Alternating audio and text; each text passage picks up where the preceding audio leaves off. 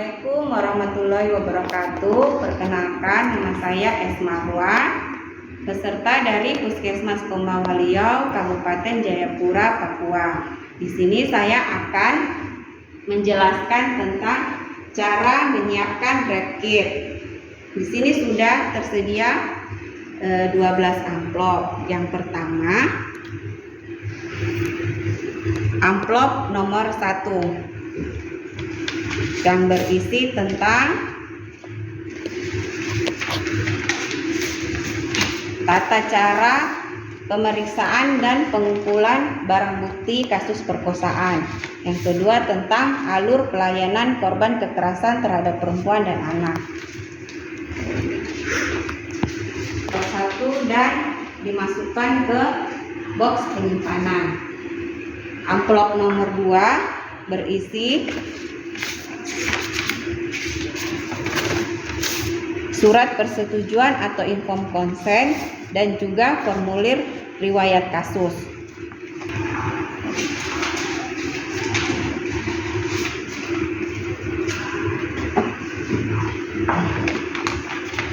Lanjut ke amplop nomor 3.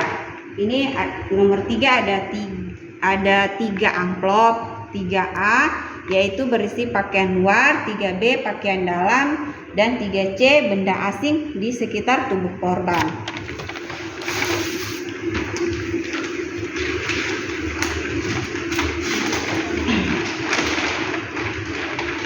Pertama, bentangkan kertas flipchart.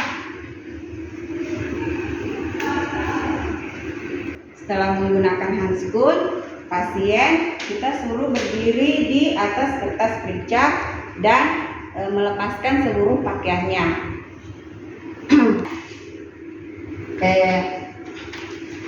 Celana dalam yang dilepas dimasukkan ke celana dalam atau pakaian dalam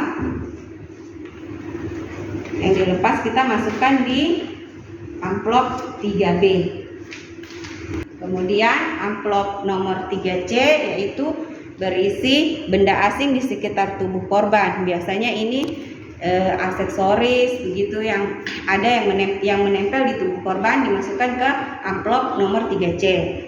Setelah itu amplop nomor 4. Amplop nomor 4 berisi kotoran dan cairan di sekitar tubuh korban. Biasanya itu sperma, ludah atau darah, bisa bersifat kering atau basah. Kalau kering, kita basahi dulu dengan cairan fisiologis, bisa Aquades atau NaCl. Kita basahi dulu dengan Aquades, ambilnya dengan kapas steril, kapas lidi steril. Nah, kalau ada 2 atau 3 item, berarti kapas lidinya berbeda dan ditaruh di plastik berbeda juga. Setelah diambil, dikeringkan di suhu kamar. Setelah kering baru dimasukkan ke dalam plastik dan dimasukkan ke dalam amplop. Nah, amplop nomor 4 ini juga berisi kerokan kuku.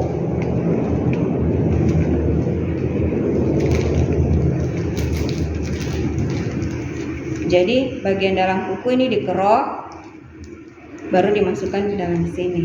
Atau bisa juga kukunya digunting dan dimasukkan ke dalam sini. Setelah itu masukkan ke dalam box penyimpanan. Nah, setelah itu seluruh pakaian yang telah dilepas ditaruh di amplop 3A. Itu flipchartnya.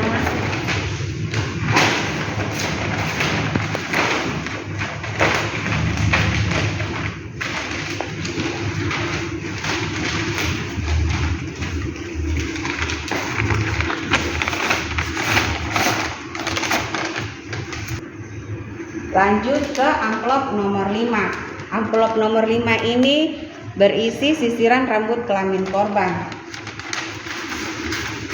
Ada flipchart lagi dibentangkan.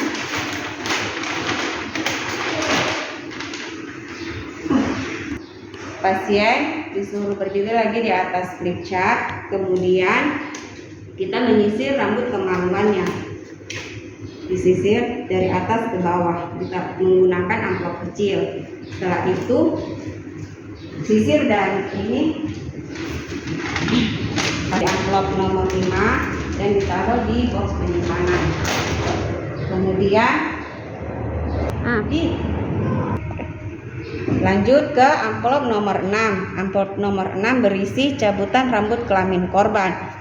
Pasien masih berdiri di atas flip chart. Kemudian kita cabut rambut kemaluannya 4 sisi, 1, 2, 3, 4, masukkan ke dalam plastik dan masukkan ke dalam amplop nomor 6. Lanjut ke amplop nomor 7. Ini berisi swab dan pulasan vaginal korban. Pasien masih dalam keadaan telanjang, kita suruh tidur di bed dengan posisi ditotomi.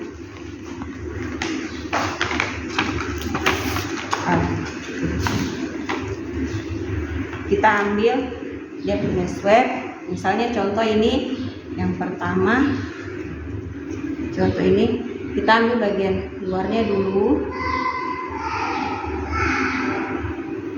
Setelah itu kita taruh di objek gelas. Pertama kepalanya dulu digulir-gulir. Setelah itu masukkan ke dalam amplop kecil, diberi label tanggal dan rekam medis. Kemudian swab bagian dalamnya. Setelah itu taruh lagi di kunci gelas.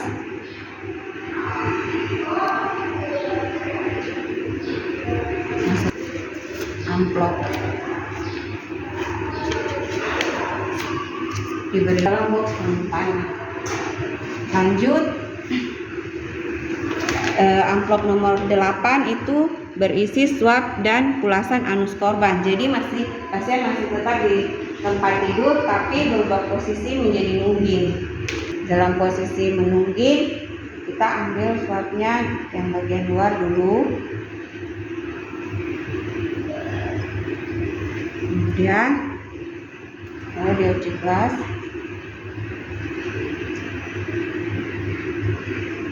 Setelah ini objek gelasnya setelah kering ditaruh dalam amplop kecil ini, diberi label. Setelah itu swab bagian dalam. Taruh lagi di objek gelas.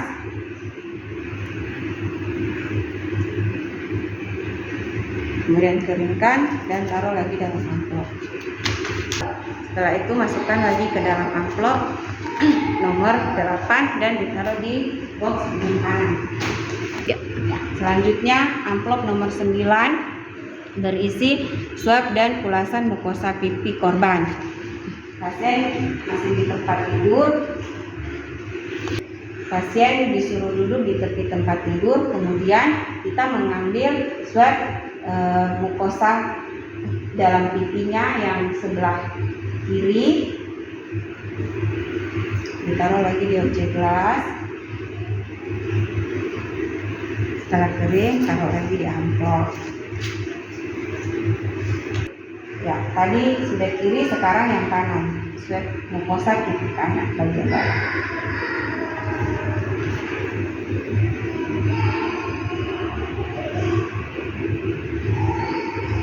Dikeringkan dan dimasukkan ke dalam amplop. Oke, diberi label mukosa pipi kiri atau mukosa pipi kanan.